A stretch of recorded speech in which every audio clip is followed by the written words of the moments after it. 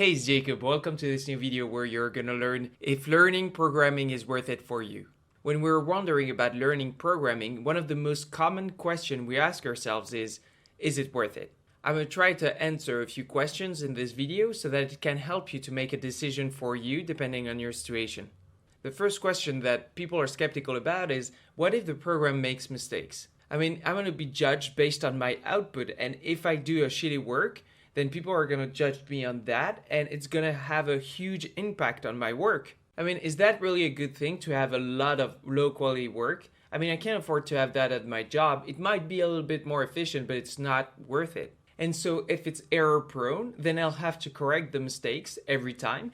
And even if it does work well, can I ever fully trust a program? So this is a question that I asked myself when I started. But in reality, creating a program that does the work for you is not a trade-off between quantity and quality. People usually think that you're lowering quality to improve quantity. But in the real world, it actually improves quality, and whether we want to improve quantity or not is up to us.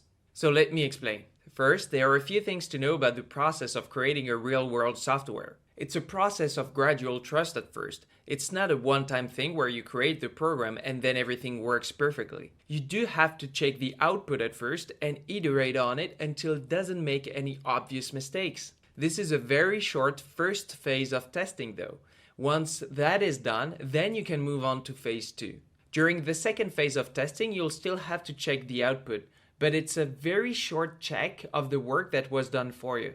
And this will take far less time than doing the work yourself. So at this point, you're only in phase 2 of testing, but you already have a way to make things more efficient without lowering quality. And then we'll move into the third phase of testing, and at this point, we'll have a choice to make. You might have iterated enough on the program that you're convinced that it won't make any additional mistakes. This will be most cases. But let's take the worst case scenario where you're not convinced. And let's say the work is super critical and you can't afford to make any mistake whatsoever, in which case here is what you can do. You can limit the environment to a test case small enough that you know the program won't make mistakes, and you create another program for the other test cases. You can't do that every time, but sometimes this approach works. The second approach, and the one I like best, is creating another program that checks the output of the first one for you. Obviously, if you do this, you'll have to introduce mistakes manually to make sure that they are detected correctly. But once this is done, in practice, it does a better job at detecting errors than we do. And if we're still not convinced, we can keep creating programs that look for errors of programs that look for errors, and do that as long as we doubt the software robustness.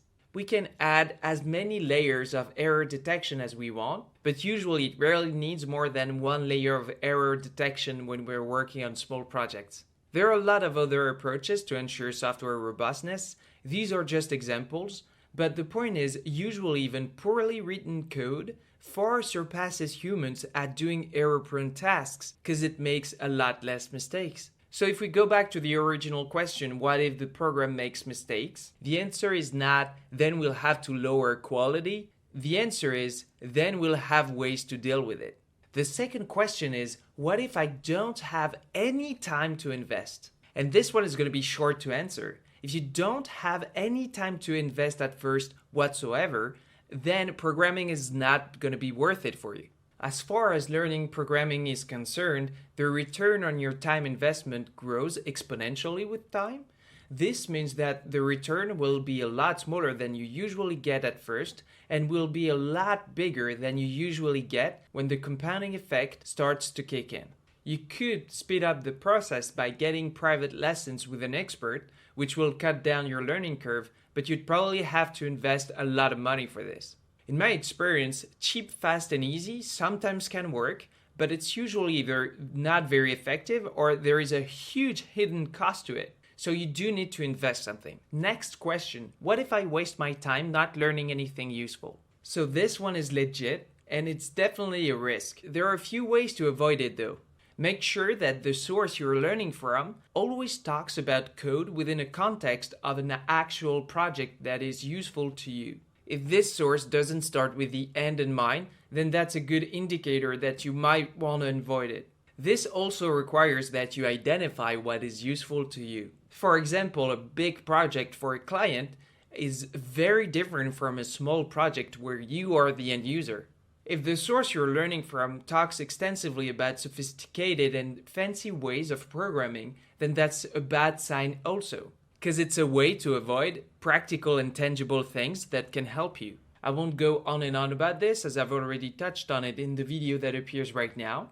This video explains how to find good information about programming, so check it out if you're interested in this topic. Next thing I hear a lot, if I create a program that does the work for me, I'll just get more work. Well, that depends on your approach. Let me explain. This is no different from being good at communication because you like to learn it on your free time. Should you not use this skill at work since it makes you more efficient and you might get more work? Of course not. Well, if you create a program that does your work on your free time, then you can use it at work as part of your skill set. I mean, this is closer to having a superpower than a skill because you'll be able to do in a few minutes tasks that used to take a few days without making any mistake, but it's the same idea. And then you get to choose. Do you want to give it away to your company in exchange for compensation?